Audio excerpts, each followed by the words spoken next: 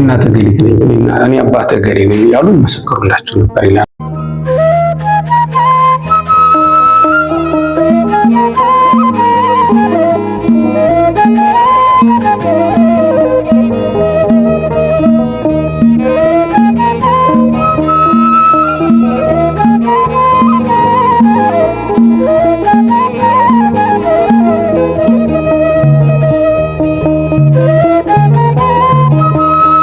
በትምህርት የሚያምን ንጹህ ልቦና ያለው ሰው፣ በታምራት የሚያምን ደግሞ የደነደነ ልብ ያለው ሰው።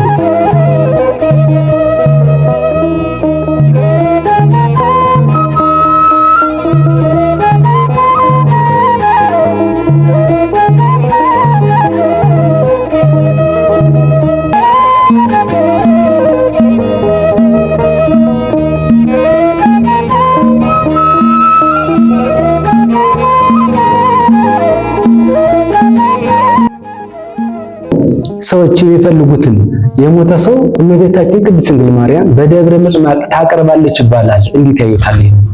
ይሄ በእንትንም አለ በታምረ ኢየሱስ ላይ ጌታችን መድኃኒታችን ኢየሱስ ክርስቶስ በተሰቀለ ጊዜ ሙታን ከመቃብር እየወጡ እኔ እናተ ነኝ እኔ አባተ ነኝ ያሉትን ሳይሆን የጌታን የጌትነቱን ምስጢር ለመግለጥ ማለት ነው እየመጡ ለምስክርነት ከመቃብር ተጠርተው ይመጡ ነበር ይላል።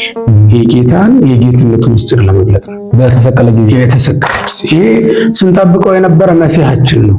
ልጄ እመን ክዳህ አትጎዳብኝ እያሉ እኔ እናተ ገሊት ነኝ እኔ አባተ ገሪ ነኝ እያሉ መሰከሩላቸው ነበር ይላልና የእመቤታችንን ጽድቅ ወይም ታላቅነት ነው የሚገልጠው። ይሄ በዛውም ላይ በታምራት የሚያምን አለ፣ በትምህርት የሚያምን ህዝብ አለ።